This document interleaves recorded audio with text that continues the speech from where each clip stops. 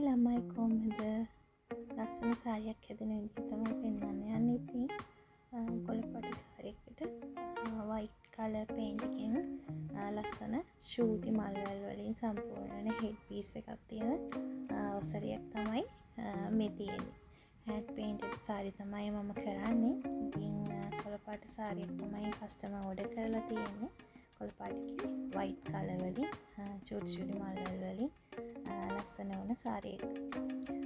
Head piece එක සම්පූර්ණ පිරෙන්න මේ පේන්ට් එක යනවා. බලන්නකෝ ලස්සනයිද කියලා.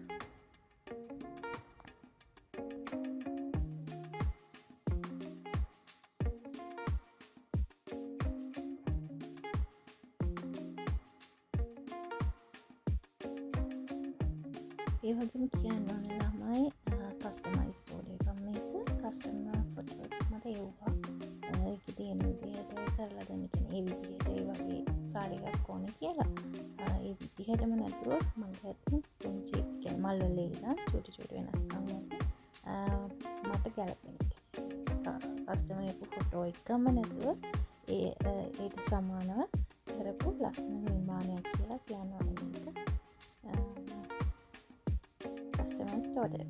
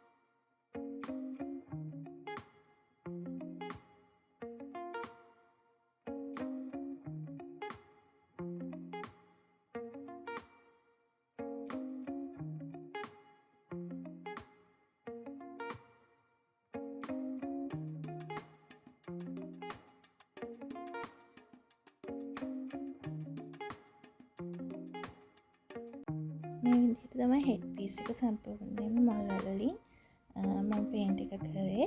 ඊට පස්සේ අපි බලමු ඩමියකට දාලා කොහොමද දෙන්නේ කියලා. මේ විදිහට තමයි ඔසරිය ඩමියකට දාපුවාම අපිට පේන්න තියෙන්නේ.